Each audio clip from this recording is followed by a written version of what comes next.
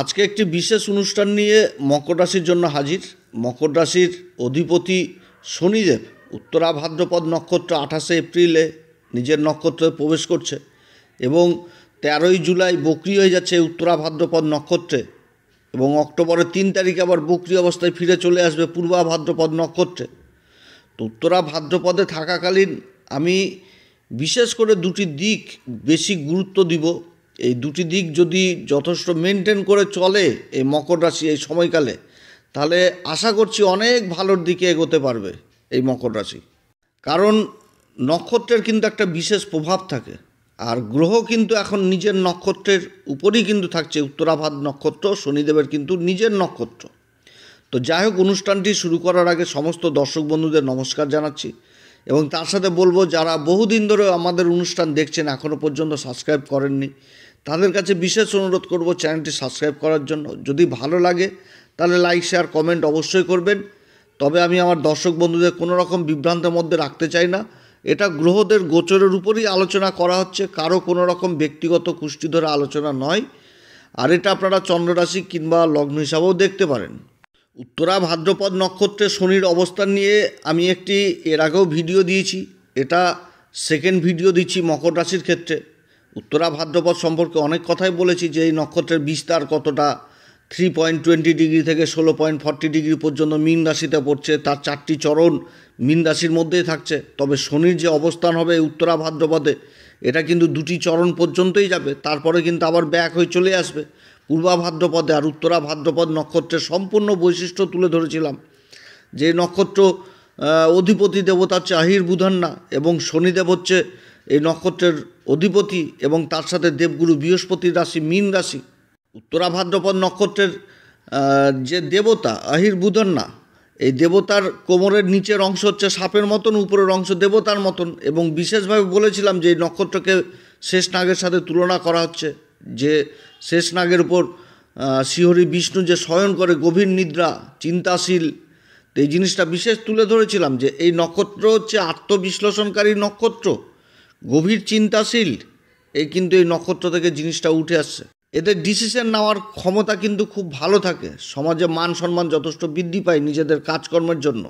পূর্বা ভাদ্রপদ নক্ষত্রের মতন এই নক্ষত্রটাও কিন্তু পবিত্র নক্ষত্র, আর এই নক্ষত্র শনির নক্ষত্র। শনি স্বয়ং নিজেই এই নক্ষত্রের উপর গোচর করছে। তো মকর রাশির ক্ষেত্রে শনি কি রাশির অধিপতি এবং দ্বিতীয় ঘর বাণীর ঘরের অধিপতি হয়ে তৃতীয় ঘরে অবস্থান করছে। তৃতীয় ঘরটা কিসের ঘর? যোগাযোগের ঘর। তো শনি নিজের নক্ষত্র অবস্থান করছে, তাহলে রাশিকে প্রভাবিত করবে এবং দ্বিতীয় ঘরকে প্রভাবিত করবে, তার সাথে তৃতীয় ঘর। অর্থাৎ অনেক কিন্তু ভালো জিনিস এখন ঘটতে থাকবে এই মকর রাশির বহু জাতক জাতিকার জীবনে। বিশেষ করে যাদের যে সমস্ত মকর রাশির বর্তমানে শনির মহাদশা চলছে বা শনির অন্তর্দশা চলছে তাদের জন্য। এছাড়া শনির 7.5 শেষ হয়ে গেছে মকর রাশির ক্ষেত্রে, একটা মানসিক রিলিফ এই সময় পাচ্ছে, সব দিক থেকেই পাচ্ছে। যারা পাচ্ছেন না তাদের জীবনেও আস্তে আস্তে ভালো জিনিস ঘটতে থাকবে, ঘটবে তো অবশ্যই। 7.5-এর একটা কালো ছায়া যখন সরে গেছে, অবশ্যই ভালো জিনিস ঘটতে থাকবে, কারোর দেরি আর কারো তাড়াতাড়ি। তো যাদের গ্রহের অবস্থান ভালো রয়েছে তাদের তো হয়ে যাচ্ছে পরপর, এবং যাদের হচ্ছে না তারাও বিশ্বাস রাখেন অবশ্যই ভালো জায়গায় পৌঁছাবে এই মকর রাশি। কারণ যত মকর রাশির ভাই বন্ধু দাদা দিদিদের কুষ্টি দেখছি, একই জিনিস উঠে আসছে। কেউ না সবাই কিছু না কিছু যথেষ্ট এগিয়ে যাচ্ছে নিজের জীবনযাত্রাতে। তো শনিদেবের এই যে নক্ষত্র পরিবর্তন, উত্তরা ভাদ্রপদ নক্ষত্র, যথেষ্ট ভালো প্রভাব পড়বে মকর রাশির ক্ষেত্রে। উত্তরাষাঢ়ার 3 চরণ, শ্রবণের 4 চরণ, আর হচ্ছে ধনিষ্ঠার 2 চরণ। এই যে এই চরণগুলোতে যাদের জন্ম তারা যথেষ্ট ভালো ফল পাবে মকর রাশির। তবে দুটি দিক থেকে যথেষ্ট সাবধান এবং দুটি দিক যথেষ্ট মেনটেন করে এগোতে হবে প্রতিটা ক্ষেত্রে এই মকর রাশিকে। এর আগের আমি একটি ভিডিওতে বলেছিলাম যে দেবগুরু বৃহস্পতির নক্ষত্র পরিবর্তন নিয়ে, যে 11 এপ্রিল যে দেবগুরু বৃহস্পতি নক্ষত্র পরিবর্তন করছে মৃগশিরা নক্ষত্রে এবং জুনের 12 তারিখ পর্যন্ত এই নক্ষত্রেই থাকবে। তো মৃগশিরা নক্ষত্র সম্পর্কে কি বলেছিলাম যে খুব ভালো নক্ষত্র, অবশ্যই ভালো নক্ষত্র, গতিশীল নক্ষত্র, সবসময় এগিয়ে নিয়ে যাবে। এবং দেবগুরু বৃহস্পতি 5ম ঘরে অবস্থান করছে। বিশ্বরাশিতে এবং দেবগুরু বৃহস্পতির দৃষ্টি কিন্তু রাশির উপরে পড়ছে, তাহলে রাশিকে প্রভাবিত করবে। আর শনি কিন্তু দেবগুরু বৃহস্পতির রাশি মীন রাশিতে অবস্থান করছে। এতদিন পূর্বা ভাদ্রপদে ছিল, এবার কিন্তু নিজের নক্ষত্র উত্তরা ভাদ্রপদে এসেছে। তো মৃগশিরা নক্ষত্র সম্পর্কে আমি কি বলেছিলাম, যে মৃগশিরা নক্ষত্র মঙ্গলের নক্ষত্র এবং এই নক্ষত্রের অধিপতি দেবতা হচ্ছে চন্দ্রমা সোম। সোম এমন একটি রস, যে রস পান করে দেবতারা নিজেদের যৌবনটাকে অটুট রাখে। এবং এই নক্ষত্রে দেবগুরু বৃহস্পতির অবস্থান মানে গতিশীলতা যথেষ্ট বেড়ে যাওয়া, সামনের দিকে মুভমেন্টটা এগিয়ে যাওয়া, যে আরও গতি চলে আসা। এবং গুরুর দৃষ্টি পড়ছে, এই নক্ষত্রে অবস্থান করে গুরুর দৃষ্টি রাশির উপরে পড়ছে, তাহলে রাশিকে কী করছে, একটা সামনের দিকে এগিয়ে নিয়ে যাওয়ার বিশাল প্রবণতা চলে আসছে। এবং এই যে নক্ষত্রে, এই নক্ষত্রের যে মূল জিনিসটা কি, এর সিম্বলটা হচ্ছে জ্যোতিষশাস্ত্র মতে হরিণের মাথা, তার উপরে দুটি সিং। তাহলে হরিণ হচ্ছে কি প্রাকৃতিক সৌন্দর্য, আকর্ষণ। আর দেবগুরু বৃহস্পতি পঞ্চম ঘরে অবস্থান করছে, তাহলে কি হচ্ছে, এখানটাতে প্রতিভা জিনিসটা উঠে আসবে এবং তার সাথে নিজের গুণগুলো যথেষ্ট মানে সমাজের উপর উঠে চলে আসবে, সামাজিক পরিচিতি যথেষ্ট বৃদ্ধি পাবে। এবং এই নক্ষত্রেই কিন্তু দেবগুরু বৃহস্পতি অবস্থান করে আবার রাশি পরিবর্তন করে চলে আসবে একদম ওই ষষ্ঠ ঘরে, যেটা হচ্ছে মিথুন রাশিতে এই 14 তারিখে। এবং তখন কিন্তু দেবগুরু বৃহস্পতি আবার নিজের রাশি ধনু রাশিকে দেখবে, যেটা হচ্ছে দ্বাদশপতি, এবং দেখবে হচ্ছে বাণীর ঘরকে, যেটা হচ্ছে এই মকর রাশির ক্ষেত্রে দ্বিতীয় ঘর, যেটা কুম্ভ রাশি। তো দেবগুরু বৃহস্পতি হচ্ছে কি জ্ঞানের ভাণ্ডার। আর যে নক্ষত্র হচ্ছে সেটা হচ্ছে মৃগশিরা নক্ষত্র। তো মৃগশিরা নক্ষত্রের সব কিছুই ভালো, A to Z ভালো, কিন্তু হয়ে যায় কি যে এই নক্ষত্রের সাথে একটা বিশ্বাসঘাতকতা জড়িয়ে থাকে, যার জন্য এই নক্ষত্রের জাতক জাতিকাদের সাথে জীবনে বিশ্বাসঘাতকতা হবেই। যে নিজের লোককে যদি বিশ্বাস করে সেখানেও বিশ্বাসঘাতকতা পায়, বাইরের লোককে যদি বিশ্বাস করে তো বাইরের লোকও বিশ্বাসঘাতকতা করে ফেলে।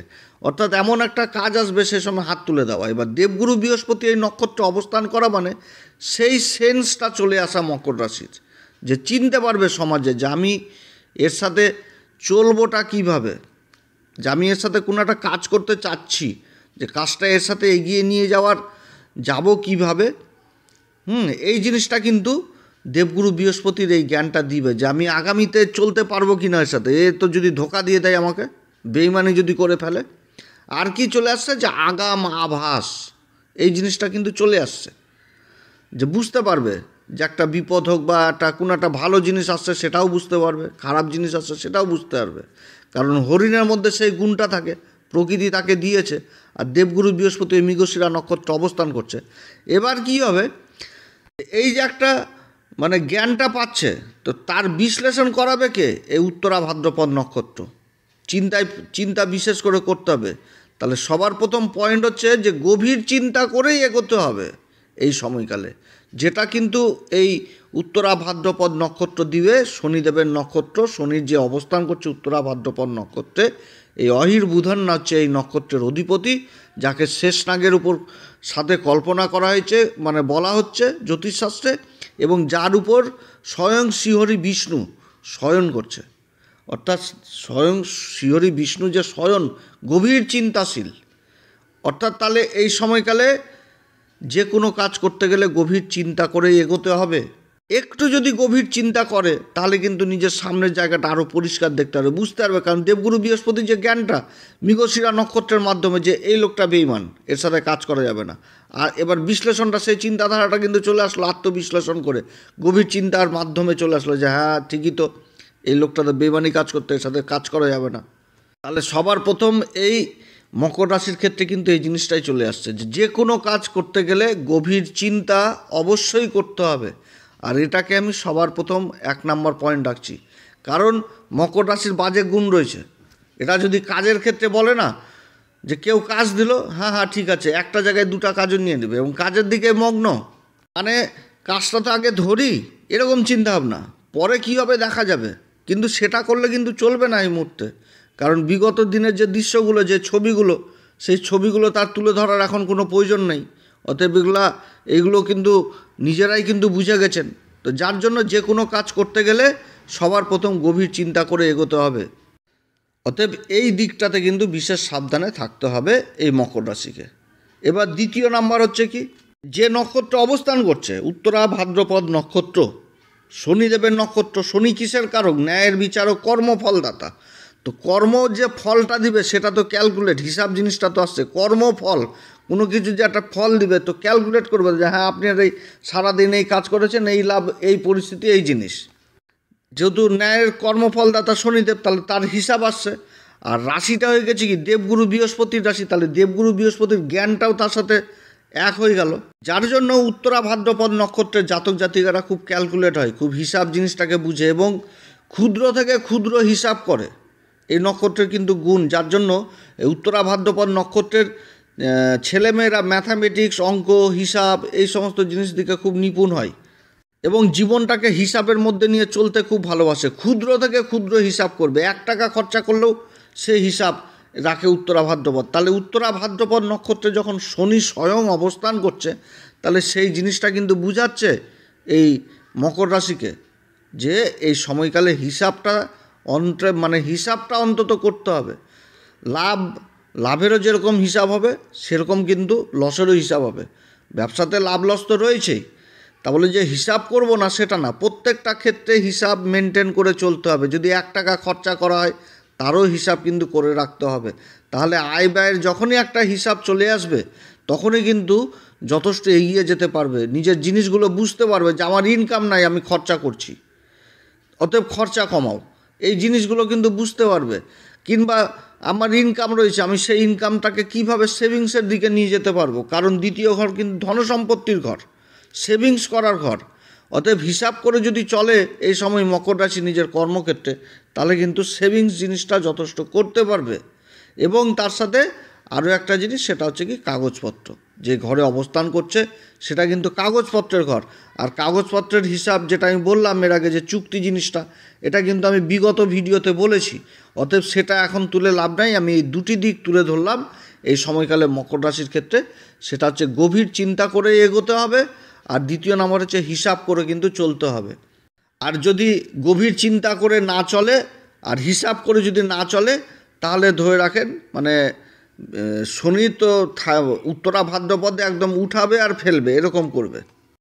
গ্রহ যখন যে নক্ষত্রে অবস্থান করবে সেই নক্ষত্রের যে চরিত্র বৈশিষ্ট্য সেটা কিন্তু প্রভাব পড়বে এই রাশির উপরে। তো দেবগুরু বৃহস্পতি মৃগশিরাতে অবস্থান করছে, তার দৃষ্টি রাশির উপর পড়ছে, তাহলে রাশিকে যেভাবে প্রভাবিত করবে। আর দেবগুরু রাশিতেই কিন্তু শনি অবস্থান করছে, এটা ভুললে কিন্তু চলবে না। শনিদেব কিন্তু মীন রাশিতেই থাকবে, 2-2.5 বছর পর্যন্ত থাকবে, বহুদিন পর্যন্ত থাকবে। এরপর শনি পূর্বা ভাদ্রপদে আসবে, তারপরে আবার উত্তরা ভাদ্রপদে আসবে, তারপরে আবার রেবতীতে যাবে, এই কিন্তু হবে। তো অতএব এই সমস্ত দিক কিন্তু মেনটেন করে চলতে হবে এই সময়কালে। তো যাই হোক, অনেক কথা আলোচনা করলাম এই মকর রাশি সম্পর্কে। এই দুটি দিক অবশ্যই মেনটেন করে চলতে হবে মকর রাশিকে, এবং এই সময়কালে ভুললে চলবে না। 7.5 শেষ হয়েছে তো কী হয়েছে, হনুমান চল্লিশা বজরং বাণ এটা কিন্তু গলার মালা হিসাব করে রাখতে হবে। হনুমান চল্লিশা বজরং বাণ শ্রীরাম সীতার প্রণাম মন্ত্র সহকারে অবশ্যই পাঠ করবেন, এবং গুরুর দীক্ষা অবশ্যই নেবেন। গুরুর দীক্ষা নেবেন। গুরু অতিচারী হচ্ছে রাশি পরিবর্তন, গুরুর রাশি পরিবর্তন করা মানেই অতিচারী হয়ে যাওয়া। গুরু যে অতিচারী হচ্ছে এবং মকর রাশিকে কী ফল দিবে এরও একটা ভালো মতন করে একটা আলোচনা করব। কোন দিক থেকে সতর্কে, কোন দিক থেকে লাভ, সব কিছুই তুলে ধরবো। তো যাই হোক, এ সময় এইগুলো জিনিস করবেন। যারা দীক্ষা নেননি তারা অবশ্যই গুরুর দীক্ষা নেবেন, সূর্যদেবকে অর্ঘ্য দিবেন। প্রত্যেকটা ভিডিওতে আমি বলে আসি যে অষ্টমপতিকে অর্ঘ্য দিতে হবে, এগুলো কিন্তু মেনটেন করবেন। আর এই দুটো দিক অবশ্যই আপনারা মেনে চলবেন। দেখবেন যে কষ্টগুলো বিগত দিনে হয়েছে, যার কোনো হিসাব ছিল না, কোনো লিমিট ছিল না, টাকা পয়সা খরচা করার কোনো লিমিট ছিল না মকর রাশির জীবনে, যে যার মতন লুটে পড়ে খেয়েছে। এখন কিন্তু শনি নিজের নক্ষত্রে এসেছে, শনি কিন্তু এটাই বুঝাচ্ছে যে 1 টাকা খরচা করলেও সেটা কিন্তু লিখে রাখতে হবে, হিসাব করে চলতে হবে, আয় ব্যয়ের সমান হিসাব করতে হবে, এবং যে কোনো কাজ করতে গেলে গভীর চিন্তাভাবনা করেই এগোতে হবে। এটা কিন্তু আপনাদের অবশ্যই মানতে হবে মকর রাশির জাতক জাতিকাদের। তো যাই হোক, আপনারা সবাই ভালো থাকেন। এই পরামর্শ যদি সত্যিই ভালো লাগে তাহলে নিজের ভেবে এই অ্যাস্ট্রো বাংলা চ্যানেলকে অবশ্যই সাবস্ক্রাইব করবেন, এবং আগামী দিনে বহু ভিডিও মকর রাশির সম্পর্কে এই চ্যানেলে আপলোড দেওয়া হবে। যারা জ্যোতিষীকে ভালোবাসেন, জ্যোতিষীর বিষয়ের উপর ইন্টারেস্টেড, তাদের জন্য যথেষ্ট ভালো। আপনারা সবাই ভালো থাকবেন। এরপর আবার আসবে একটি নতুন পর্ব নিয়ে। নমস্কার, ধন্যবাদ।